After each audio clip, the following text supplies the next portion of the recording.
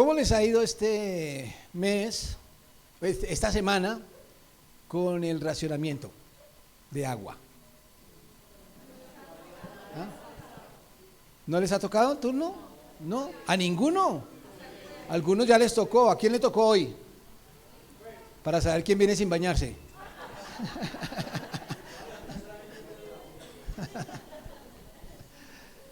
Bueno, ¿y qué están haciendo para solucionar el asunto? Cuando les avisaron, cuando ustedes escucharon, el jueves comienza el racionamiento, ¿qué fue lo primero que vino a su mente?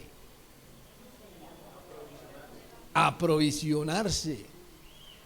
¿Cuántos salieron a comprar tinas, canecas, tanques? ¿No?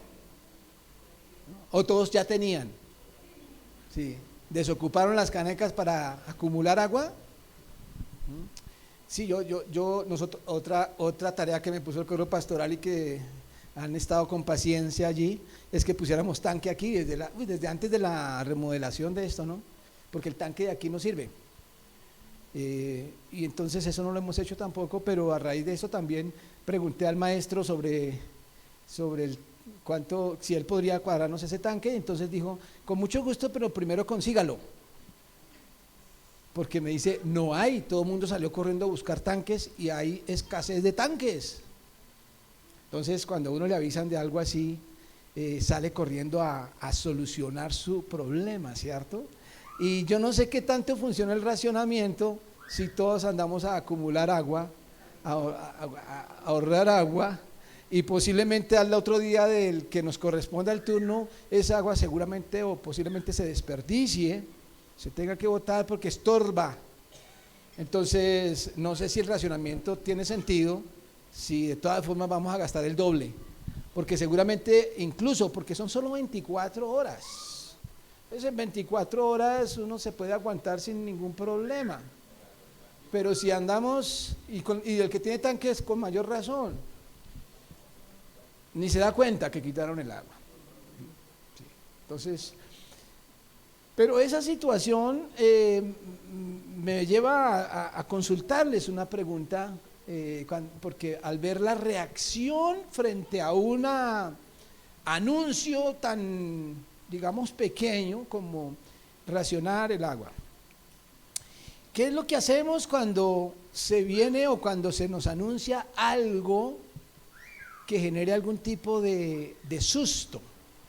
Ahorita estamos en esta semana pensando en ahorrar agua, pero en el año 2020 se nos aisló de repente, de la noche a la mañana, todo el mundo tenía que estarse en su casa porque llegó el COVID-19.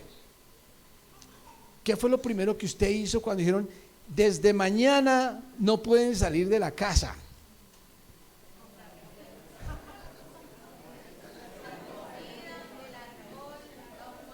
Corre al supermercado porque hasta hoy está abierto el supermercado. Esos pobres supermercados se desocuparon y la gente corrió a buscar cómo solucionar el problema con medidas incluso que algunas tenían como explicación, otras al día de hoy no la entiendo, como el hecho de que se hubiera acabado el papel higiénico.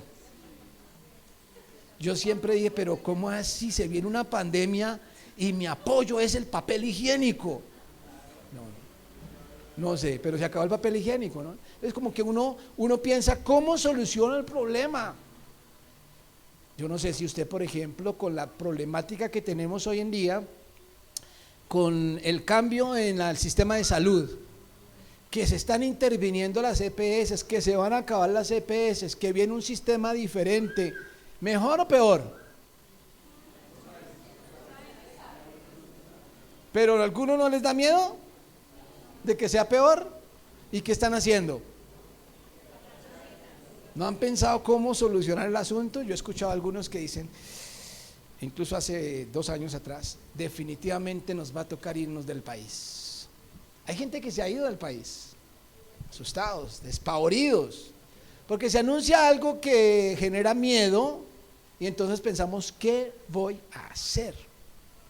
Cosas pequeñas como racionamiento o cosas muy grandes, porque si pensamos en el racionamiento, pues hay no solamente el peligro de que nos quiten cada 10 días por 24 horas el agua, sino que si la situación sigue como sigue, eso va a empeorarse, ¿no? Yo no sé qué medidas está tomando usted para ahorrar agua.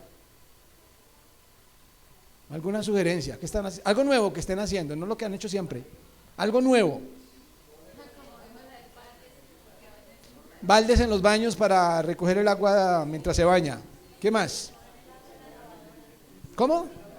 El agua de la lavadora, reciclarla y lavar con la carga llena, ¿cierto? Para que no se desperdicie.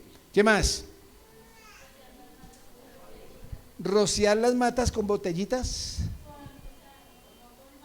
Ah, ok, no usar manguera ni para lavar carro, ni rociar las matas, nada.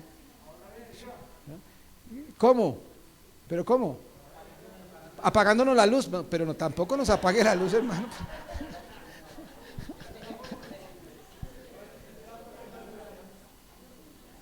Bueno, yo he escuchado muchos consejos y muchos tips, incluso yo les voy a sugerir estoy promocionando una campaña de ahorro de agua. A ver ustedes qué opinan. Bañarnos día de por medio. ¿No? Es que todas las medidas que ustedes anuncian no ahorra agua, simplemente la acumula para usarla de otra forma, pero si se deja de bañar un día de por medio, ahí se ahorra agua, porque el agua que gasta en el baño se disminuye a la mitad. ¿Qué tal?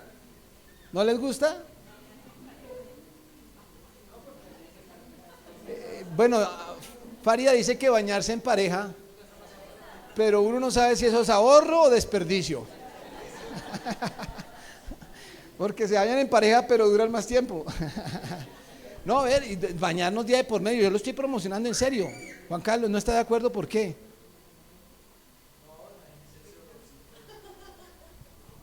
Por día de por medio, ¿usted no ha dejado de bañarse un día? Sí, y olía muy feo. No, no. Bueno, yo pregunto, por ejemplo, ahora están quitándonos el agua por 24 horas cada 10 días. Si la situación sigue como sigue y los embalses se secan y se acaba el agua y nos quitan el agua definitivamente, pregunto, ¿cada cuánto se va a bañar? ¿Cada cuánto se van a bañar? No se van a mover. Entonces, ¿cuál es el problema de que nos bañemos día por medio ahorita antes de que nos la quiten del todo?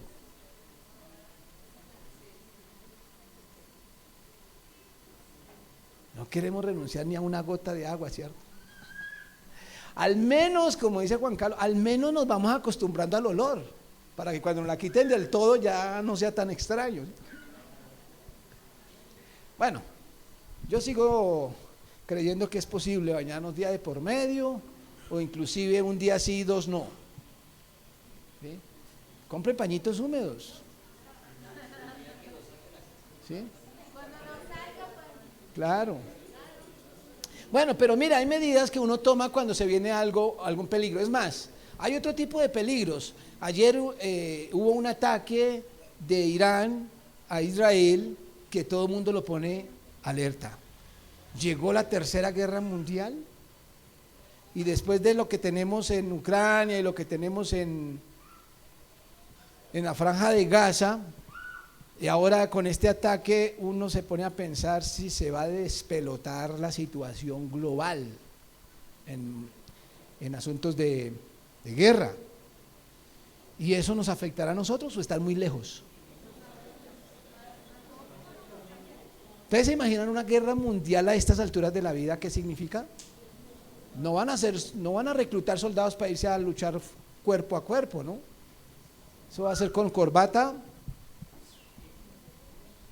¿Cuántos misiles cayeron ayer sobre Israel? Creo que más de 200. Sí. Ah, no, que lanzaron. Imaginen todo el mundo, todas las potencias lanzando lo que tienen por lanzar. No necesitaron soldados, se necesitaron botoncitos. ¿Y qué vamos a hacer si eso sucede? ¿Cómo nos protegemos? ¿Qué ayuda vamos a buscar? ¿Cómo podemos aprovisionarnos para un momento de desastre y que no nos agarre de una manera desprevenida. Yo quiero que se queden pensando en eso solamente, mientras recordamos el texto el que estamos estudiando y sobre todo la afirmación que estamos haciendo este mes, que es: Dios pide cuentas a todos. Desde hace 8 días empezamos a hablar de ese tema: Dios pide cuentas a todos, y estamos también dando unas razones. En esta mañana la razón que quiero plantear es la siguiente: Dios pide cuentas a todos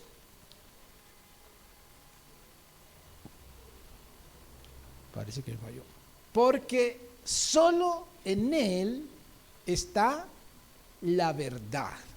Léalo usted y analícelo bien racionalmente hasta qué punto lo que estamos diciendo aquí es cierto. Léalo. Escuche bien: Dios pide cuentas a todos porque solo en Él está la verdad. Y antes de seguir adelante, yo quiero saber si ustedes comparten conmigo esto, y por eso les voy a pedir, una vez que yo lo mencione, que si usted lo comparte, esta afirmación, responda con un fuerte amén. ¿Okay? Dios pide cuentas a todos porque solo en Él está la verdad. Bueno, entonces ya acabamos, porque si están de acuerdo, pues ¿para qué seguimos? ¿Saben? Ese amén se oye muy bonito porque estamos aquí reunidos, un grupo de creyentes que creemos en lo mismo. Le pregunto, ¿usted diría esta afirmación en su empresa, en su universidad, a sus compañeros de trabajos, a su familia que no son creyentes? En el mundo, ¿usted se atrevería a llevar este mensaje y decir: Dios pide cuentas, o por lo menos la segunda parte, solo en Dios está la verdad? ¿Cómo nos va a recibir eso el mundo?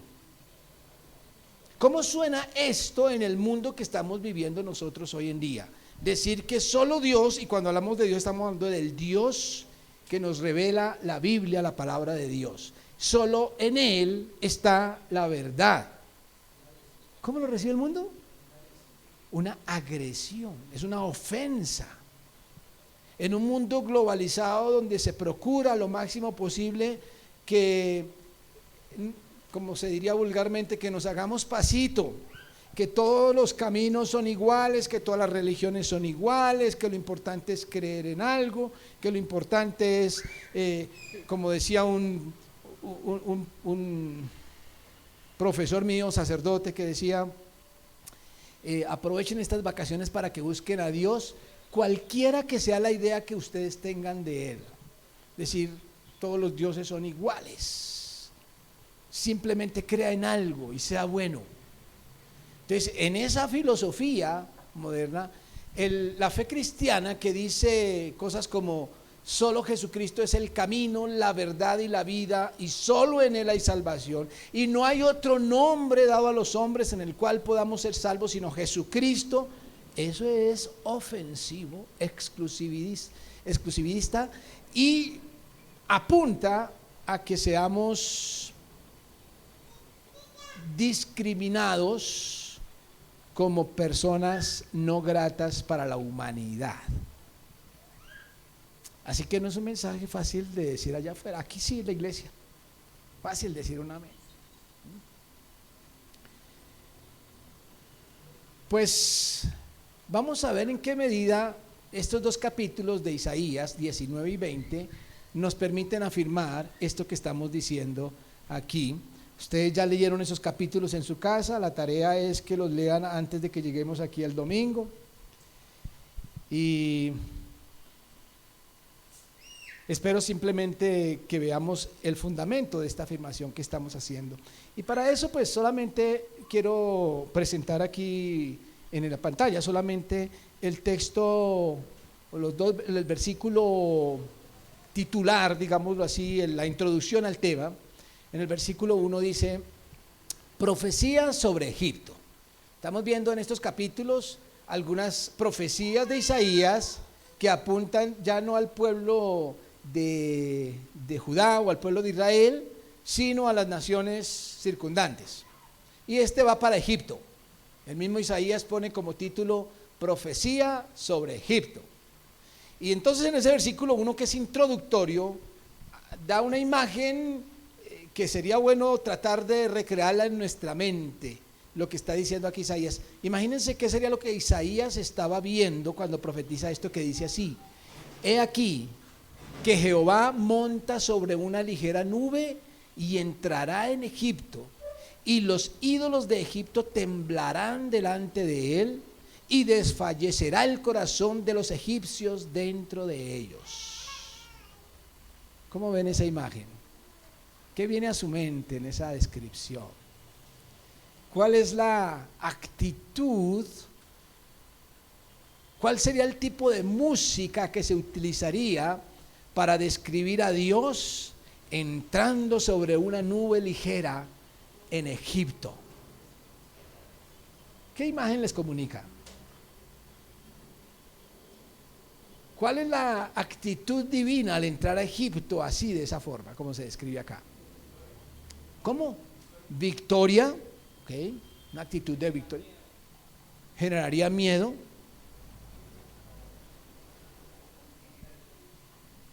Cuando se habla de montar, ¿cuál es la bestia que se suele usar para montar? El caballo. Un caballo ligero, un caballo blanco, un caballo gigante, representa a alguien montado allí. ¿Qué representa? Autoridad, poder, conquista, dominio, imperio.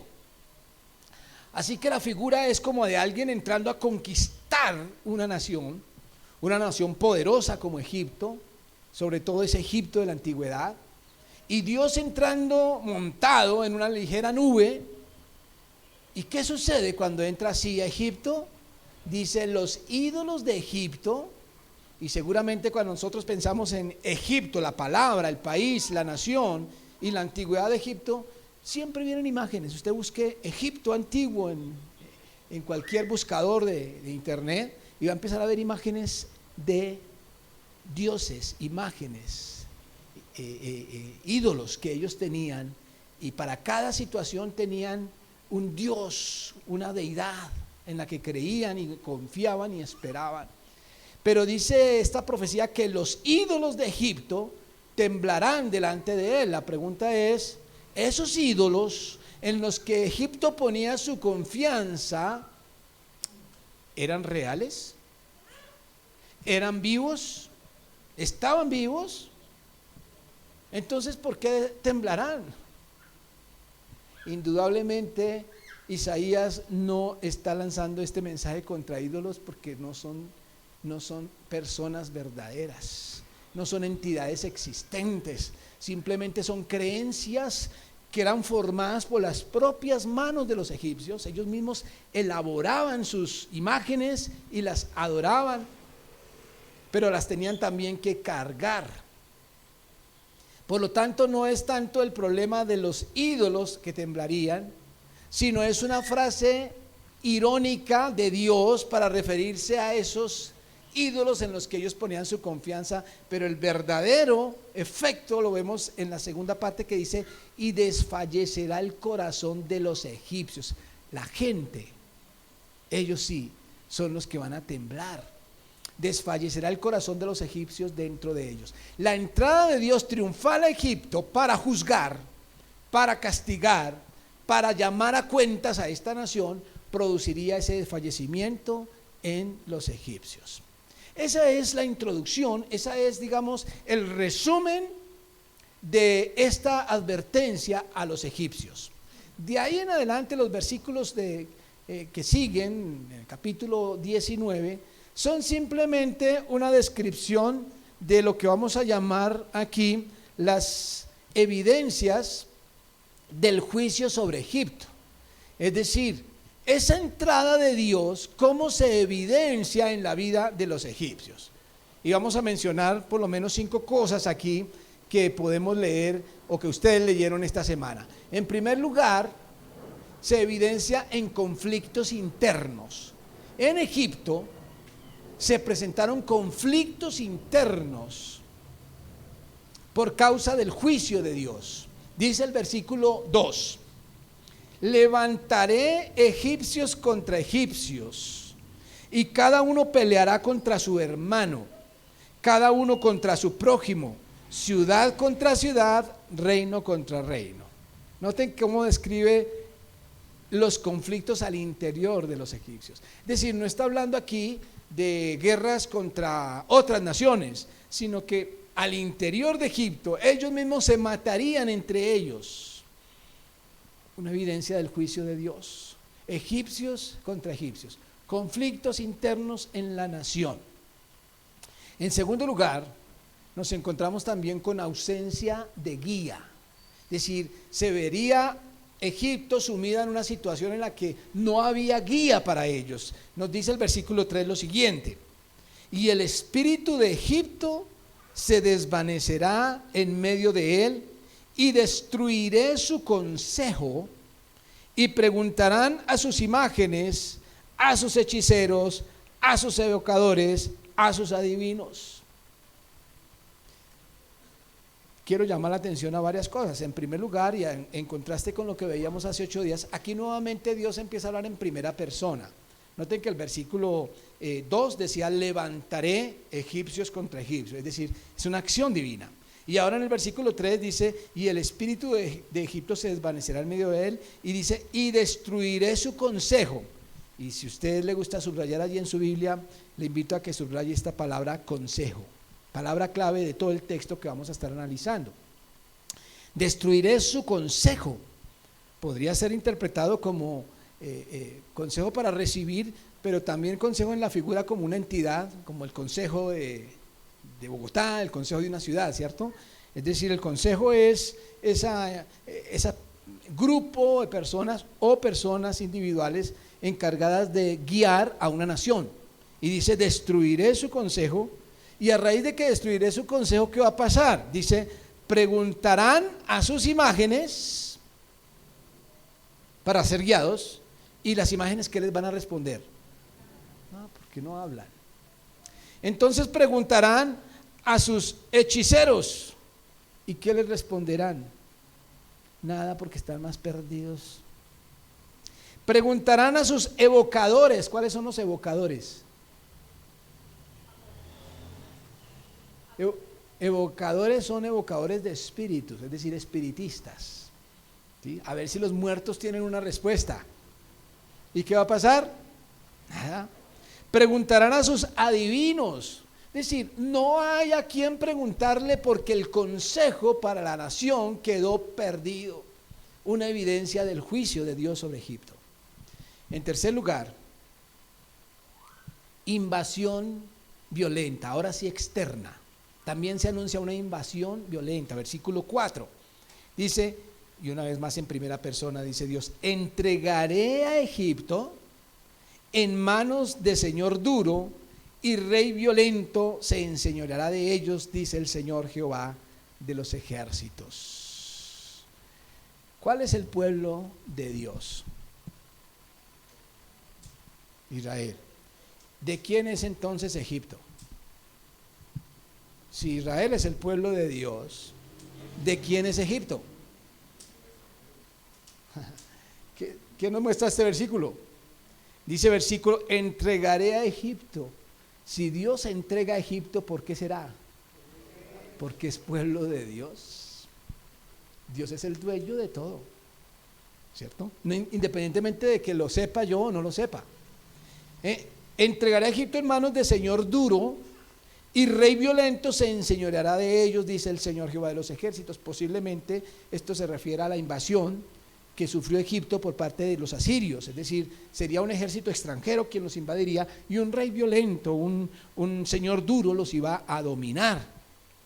Así que hay una invasión aquí también de forma injusta y violenta de parte de afuera. Todo como evidencia del juicio de Dios, porque Dios lo dice en primera persona: yo lo haré.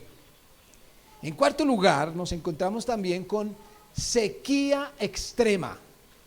Y noten que aquí esta sequía extrema se describe en 6 versículos. Ya no en un versículo nomás. Dice el versículo 5 al 10: y las aguas del mar faltarán. El río se agotará y secará, y se alejarán los ríos, se agotarán y secarán las corrientes de los fosos, la caña y el carrizo serán cortados, la pradera de junto al río, de junto a la ribera del río, y toda sementera del río se secarán, se perderán y no serán más. Los pescadores que viven del agua también se entristecerán, harán duelo todos los que echan anzuelo en el río, y desfallecerán los que extienden red sobre las aguas. Los que labran lino fino y los que tejen redes serán confundidos, porque todas sus redes serán rotas, y se entristecerán todos los que hacen viveros para peces. Diferentes formas de describir una sequía absoluta en la nación, una sequía extrema, consecuencia o evidencia del juicio sobre Egipto.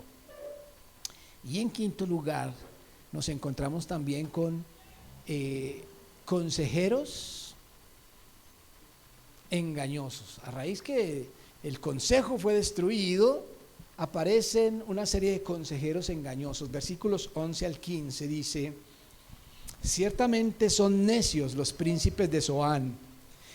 El consejo, vuelvan a subrayar consejo cada vez que la vean, consejo o consejero.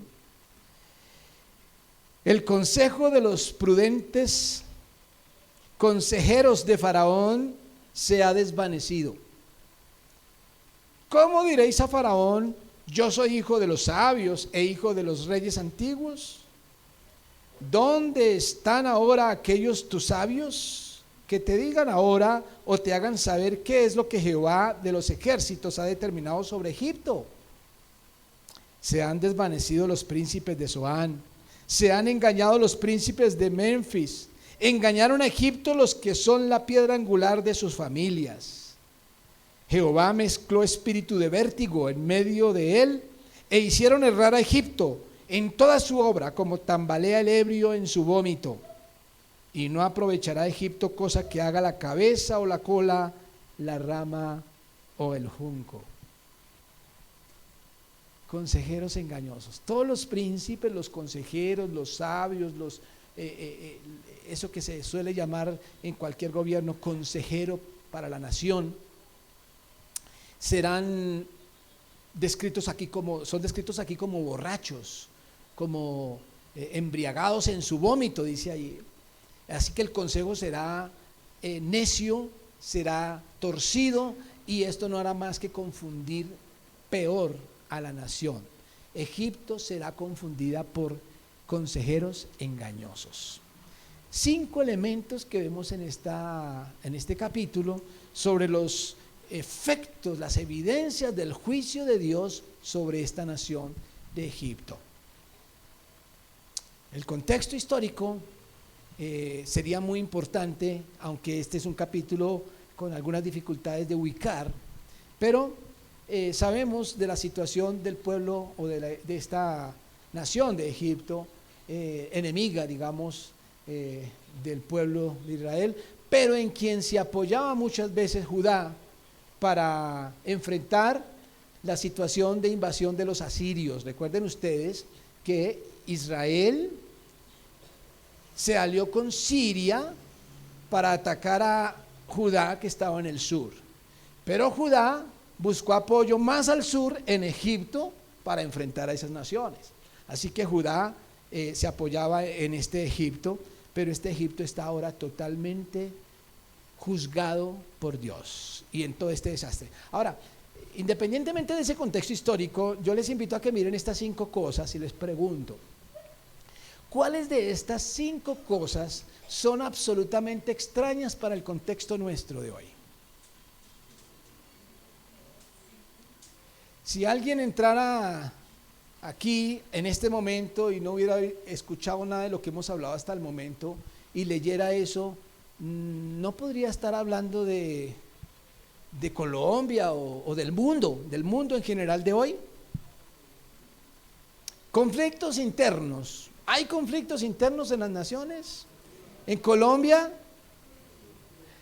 Uno habla de Colombia y uno se siente orgulloso del país, ¿no?, que tenemos. Yo me siento orgulloso de ser colombiano, pero a veces me pregunto, ¿de cuál Colombia soy colombiano yo?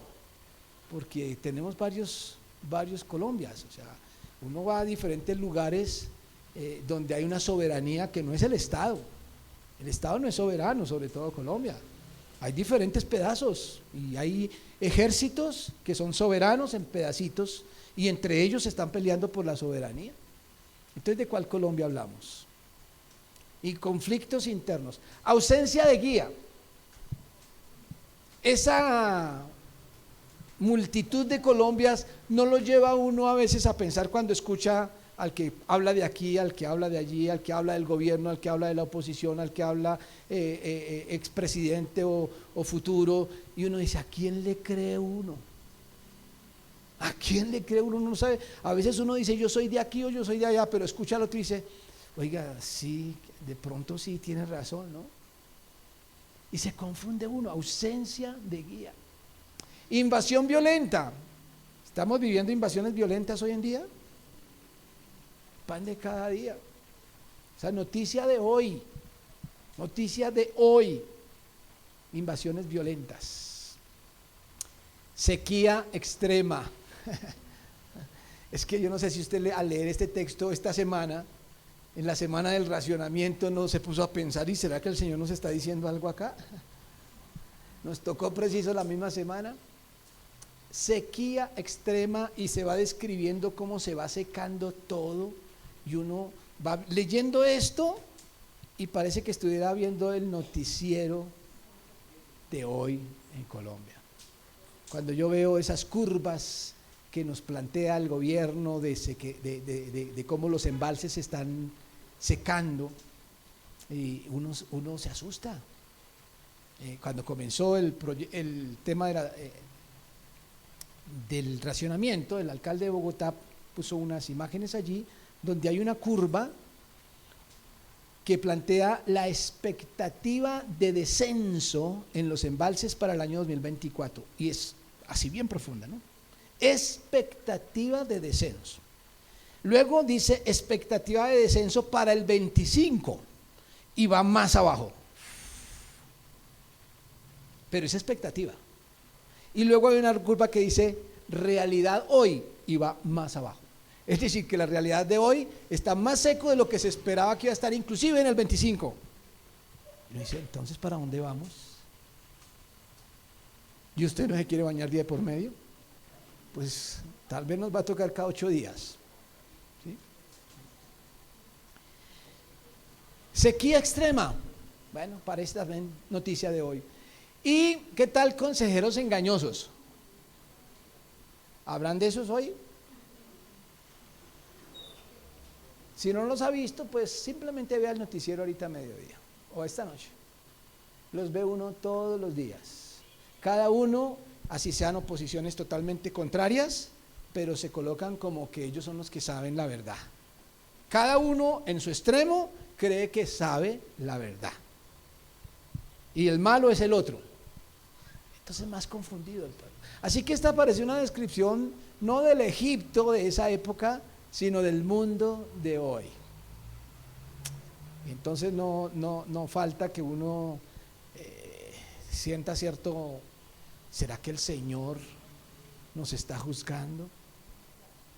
La verdad es que yo miro a mi alrededor y digo, el mundo está maduro para una intervención divina absoluta. Le estamos dando suficientes motivos a Dios para su intervención. Pero hay una buena noticia en este texto, y aunque si ustedes se dan cuenta y lo leyeron bien, parece que está dividido en 3 partes este texto, y no necesariamente sean de contextos históricos, o sea, como que cada pedacito es de un contexto diferente, pero Isaías lo ubicó literariamente seguido, así que nos va a interesar no tanto el contexto histórico, sino la ubicación literaria. Y miren lo que coloca Isaías después, lo vamos a llamar efectos del juicio sobre Egipto. Es decir, esta descripción del juicio de Dios causó un efecto en Egipto, y lo vemos en los versículos siguientes, y también lo vamos a ver por partes. Entonces, en primer lugar, cuando hablamos de estos efectos, miren, temor a Dios. ¿Eso no es una buena noticia? Que la desgracia, que el infortunio, que la derrota, que la pérdida, que la frustración conduzca al ser humano a temer a Dios. Eso pareciera que nos estuviera diciendo aquí los versículos 16 y 17 cuando dice: en aquel día los egipcios serán como mujeres, porque se asombrarán y temerán en la presencia de la mano alta de Jehová de los ejércitos, que él levantará contra ellos. Yo no sé si las mujeres que están aquí al leer esto se sienten ofendidas o cómo ven eso, cómo así que los egipcios parecerán viejas. Yo no sé con qué cara puso Isaías, ¿no? Las egipcios serán como viejas, o si diría parecerán niñas, ¿no? Serán como mujeres. ¿Será una expresión despectiva? ¿O a qué se refiere como mujeres? Bueno, hay varias opciones, ¿no? Una es que, pues dice, porque se asombrarán y temerán. Ah, bueno, es que las mujeres son más sensibles y se asustan más fácilmente, ¿no? A la mujer le pasa algo y inmediatamente grita, ¿no? Ay, no grite, dice el marido. Tan exagerada, ¿no? Las mujeres son muy sensibles y se asustan. ¿O será de pronto que las mujeres son más sensibles a temer a Dios? Entonces, en cuyo caso no sería un insulto, sino más bien un halago a la mujer. Porque los egipcios serán como mujeres, y luego dice, porque se asombrarán y temerán en la presencia de la mano alta de Jehová de los ejércitos, que él levantará contra ellos. Pero dice el versículo 17, y la tierra de Judá será de espanto a Egipto. Es decir, que Egipto sentirá terror de Judá. Todo hombre que de ella se acordare temerá por causa del consejo. Palabra para subrayar. ¿Pero cuál consejo? El consejo que Jehová de los ejércitos acordó sobre aquel.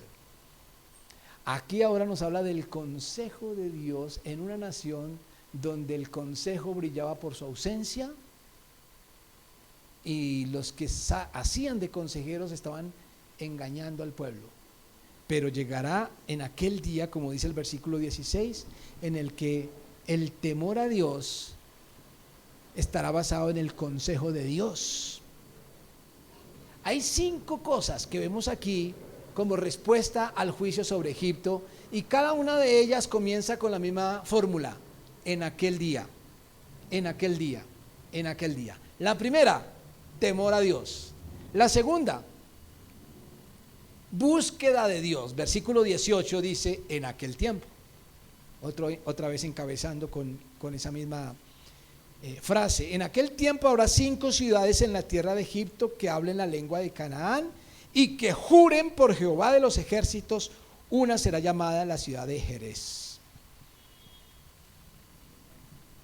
Un tanto extraño la afirmación, porque en primer lugar el número 5 ciudades, no se sabe exactamente cuáles son. Lo mismo la ciudad de Jerez, tampoco hay mucha precisión, pero habla de cómo en Egipto se impondrá, digamos, la lengua de Canaán, la cultura del pueblo de Dios, y que dice, juren por Jehová de los ejércitos. Es decir, la búsqueda de Dios en Egipto va a ser un resultado del juicio que Dios lanzó sobre esa nación. Muy interesante, me parece. Este tipo de mensajes lo hemos leído mucho con respecto a Israel y Judá. Es decir, cuando Dios juzga a Israel y Judá, y ellos como que reaccionan y buscan a Dios.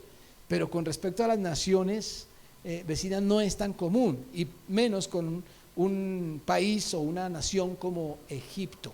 Búsqueda de Dios. En tercer lugar, el tercer efecto es salvación y sanidad divina.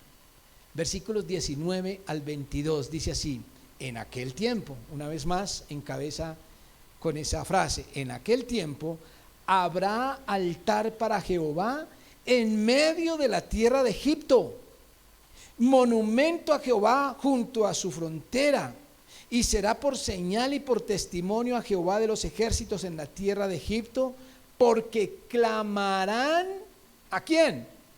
A Jehová, a causa de sus opresores, es decir, a causa de la invasión que están sufriendo. Van a clamar ya no a sus imágenes, ya no a sus hechiceros, ya no a sus evocadores, ya no a sus sabios, sino a Jehová. Y dice, a causa de sus opresores, y Él les enviará Salvador y príncipe que los libre. Una promesa aquí de salvación al pueblo de Egipto que clamará a Dios. Sanidad. Dice el versículo 21, y Jehová será conocido de Egipto, y de Egipto conocerán a Jehová en aquel día, y harán sacrificio y oblación, y harán votos a Jehová, y los cumplirán. Y herirá Jehová a Egipto, herirá y sanará. Y se convertirán a Jehová, y les será clemente, y los sanará. Promesa de sanidad y salvación divina para el pueblo de Egipto. Resultado de que ellos buscan a Dios, resultado de que fueron juzgados por Dios. En cuarto lugar, el cuarto efecto que tenemos aquí es paz y comunión en Dios. Paz y comunión en Dios. Versículo 23 dice así: en aquel tiempo habrá una calzada de Egipto. Vayan recreando el mapa en sus mentes. Habrá una calzada de Egipto a Asiria. Y asirios entrarán en Egipto, y egipcios en Asiria. Y los egipcios servirán con los asirios a Jehová. ¿Qué tal? Estas dos potencias enemigas trazando un camino, una calzada entre las dos naciones para que vayan de allá para arriba y de arriba para abajo. ¿Y qué tenían en común? Que estarán buscando a Dios, al mismo Dios. Servirán los unos y los otros a Jehová. Paz entre estas naciones, pero sobre todo comunión, porque los dos se apoyarán y buscarán al mismo Dios, al verdadero. Y en quinto lugar, la quinta frase que dice en aquel tiempo, está en el versículo 24, cuando dice, en aquel tiempo, Israel será tercero con Egipto y con Asiria para bendición en medio de la tierra. Miren ustedes. Es decir, cuando dice tercero no está dando una ubicación, sino simplemente está hablando, habrán una tríada, lo que está diciendo. En aquel tiempo Israel será tercero, harán una tríada con Egipto y con Asiria. ¿Para qué? Para bendición en medio de la tierra. Porque Jehová de los ejércitos los bendecirá diciendo, bendito el pueblo mío. ¿Cuál es el pueblo mío? Egipto. Y el asirio, obra de mis manos, e Israel, mi heredad. ¿Qué nos está diciendo aquí? Que Dios es dueño de todos. A todos los llama mí. ¿Y el pueblo de Dios es Israel? ¿No recuerdan ustedes que desde el primer momento en que Dios llamó a Abraham, le dijo, en ti serán benditas todas las familias de la tierra? Y aquí estamos viendo ese cumplimiento cuando asirios, egipcios e israelitas forman una tríada, no solamente una tríada de escogidos, sino que además serán bendición en medio de la tierra, dice el versículo 24. Es decir, toda la tierra será bendita a causa de ellos. Y los llama a cada uno mí. ¿Cuál es el pueblo de Dios? ¿Qué nación es la escogida por Dios cuando Él llama pueblo mío Egipto, Asirio obra de mis manos, Israel mi heredad. Juan Carlos, tienes una pregunta.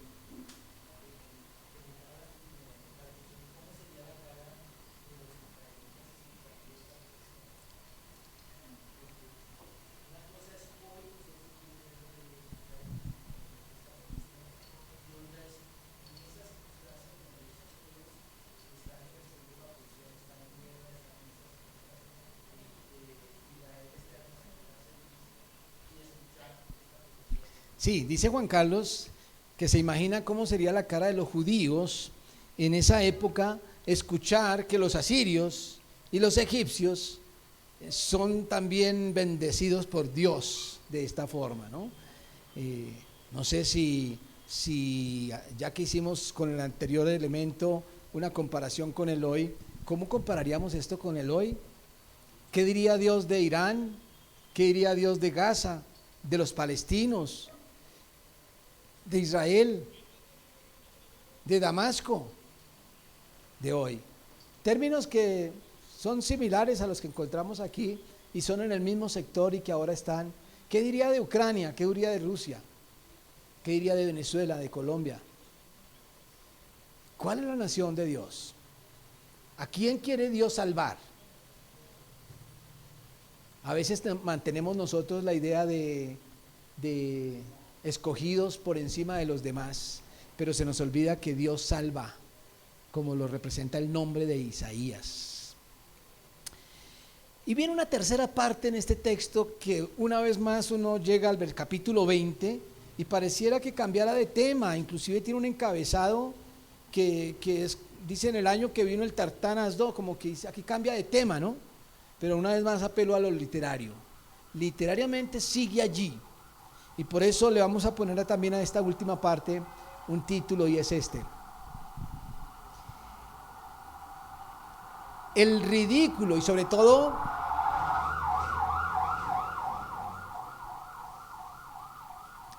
teniendo en cuenta cómo las naciones, no solamente Israel, buscan a Dios y cómo Dios es el único que tiene el consejo. Por eso les pedí que subrayaran esta palabra, porque aparece el consejo de los hombres, el consejo torcido, el consejo perdido, pero está el consejo de Dios, el único que tiene la verdad. Pero sin embargo algunos, particularmente la nación que conocía a Dios, Israel, seguía confiando en los hombres, seguían confiando en su propia caneca para recoger el agua antes de mirar a Dios. Y entonces en este capítulo se narra el ridículo y la vergüenza de poner en otros la confianza. Dice estos versículos, no son sino 6 versículos, dice así: en el año en que vino el Tartán, es un término que es un título militar, a Asdod, una nación filistea, cuando lo envió Sargón II, rey de Asiria, y peleó contra Asdod y la tomó. En aquel tiempo habló Jehová por medio de Isaías, hijo de Amós, diciendo: ve y quita el cilicio de tus lomos y descalza las sandalias de tus pies. Isaías lo hizo así, andando desnudo y descalzo. Y dijo Jehová: de la manera que anduvo mi siervo Isaías, desnudo y descalzo 3 años,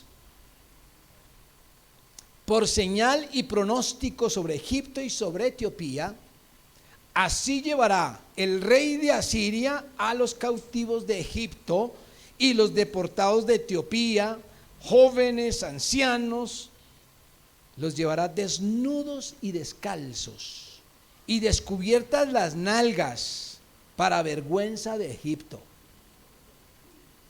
Y se turbarán y avergonzarán de Etiopía su esperanza y de Egipto su gloria. Y dirá en aquel día el morador de la costa: mirad qué tal fue nuestra esperanza, a dónde nos acogimos por socorro para ser libres de la presencia del rey de Asiria, y cómo escaparemos nosotros. Es decir, por eso digo que es otro contexto histórico, porque acabamos de dejar a Egipto, a Asiria y a Israel como una triada de bendición buscando a Dios. Pero aquí vuelve a otro contexto donde una vez más se lanza una profecía contra Egipto y contra Etiopía. Pero lo interesante de esta profecía es que aunque se está advirtiendo lo que va a pasar con esas naciones, la advertencia es para el pueblo de Dios, para Judá. ¿Qué es lo que les está diciendo? Recuerden ustedes que el pueblo de Judá buscó apoyo en Egipto, en Etiopía. Y entonces Dios le está diciendo a través de Isaías al pueblo suyo lo que iba a hacer con esas naciones en las que ellos se apoyaron. Y entonces pone a Isaías a andar desnudo, descalzo. Eso era algo típico. Dios hacía muchas veces al profeta encarnar una ilustración en su propia vida, como lo hizo con Oseas, por ejemplo, a vivir lo que Dios pensaba hacer para que fuera una ilustración para todos. Y entonces, así como Isaías anduvo 3 años desnudos, dice, Egipto va a ser dominada por Asiria y todos los hombres, ancianos, jóvenes, van a ser llevados como presos de guerra, desnudos. En esa época se solía llevar los presos con una especie de taparrabos. Sí, eso era desnudez. Sin embargo, llama la atención que aquí dice que con las nalgas al aire, entonces parece que ni taparrabos iban a llevar. Los iba a llevar, y lo interesante es lo que Dios espera que dijera el pueblo de Judá. Lo encontramos en los últimos versículos. Está fallando versículos 5 y 6, mire lo que dice: y se turbarán y avergonzarán. Ahí no está hablando ni de Egipto ni de Etiopía, sino del pueblo de Dios. Se turbarán y se avergonzarán de Etiopía su esperanza, porque ellos habían puesto su esperanza en Etiopía, y de Egipto su gloria. Y dirá en aquel día el morador de esta costa: mirad, ¿qué tal fue nuestra esperanza, a donde nos acogimos por socorro para ser libres de la presencia del rey de Asiria? Nos apoyamos en ellos para ser libres de Asiria, y mire lo que está pasando con ellos. Y terminan preguntándose: ¿y cómo escaparemos nosotros? Es decir, mirando a su socorro, ridiculizado, humillado ante el rey de Asiria, y nosotros confiando que ellos nos iban a proteger. Esta pregunta y esta forma de terminar esta porción nos vuelve al punto de partida. Dios pide cuentas a todos porque solo en Él está la verdad. Y yo quiero terminar también con una pregunta. ¿Tú en qué te apoyas cuando hay un peligro inminente? ¿En quién confías? A veces la confianza en Dios es para el domingo. A veces la confianza en Dios es una confesión religiosa. Pero en la práctica, cuando estamos frente a una urgencia, ¿a qué apelamos primero? Ahora, Dios ha obrado siempre utilizando instrumentos humanos.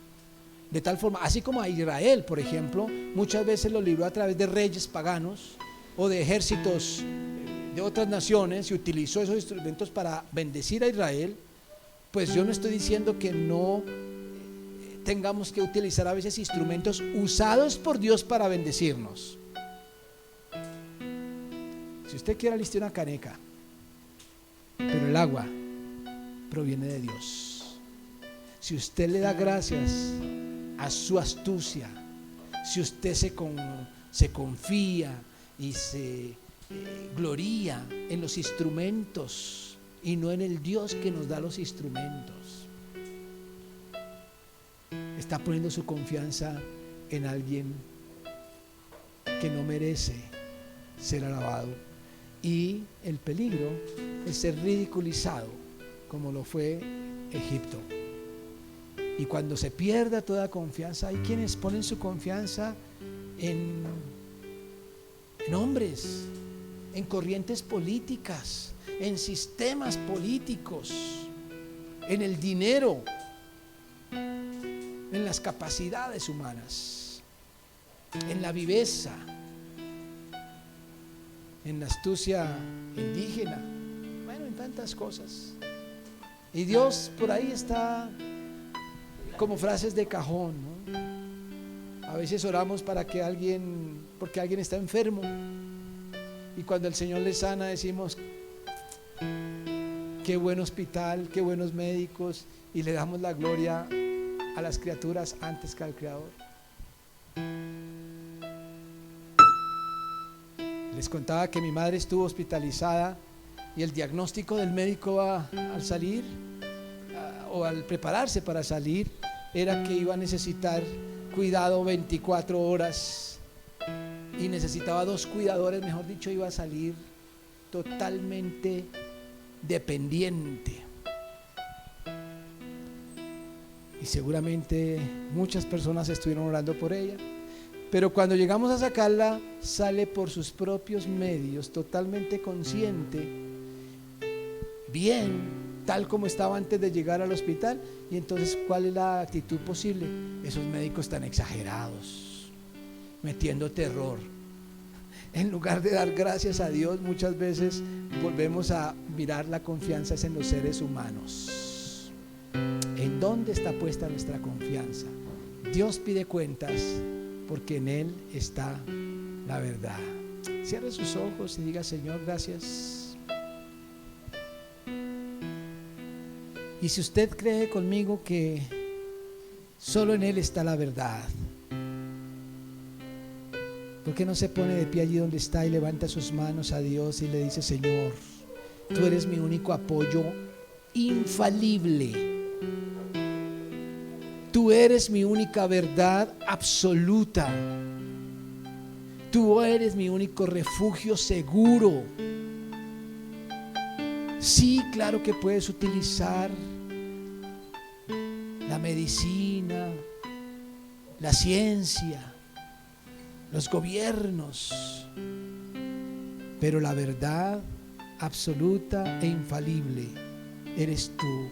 Tú eres el único consejo y el único consejero que no se equivoca. Y cuando tú regreses a pedirnos cuentas, quiero ser hallado como alguien que siguió tu consejo por encima de todas las cosas.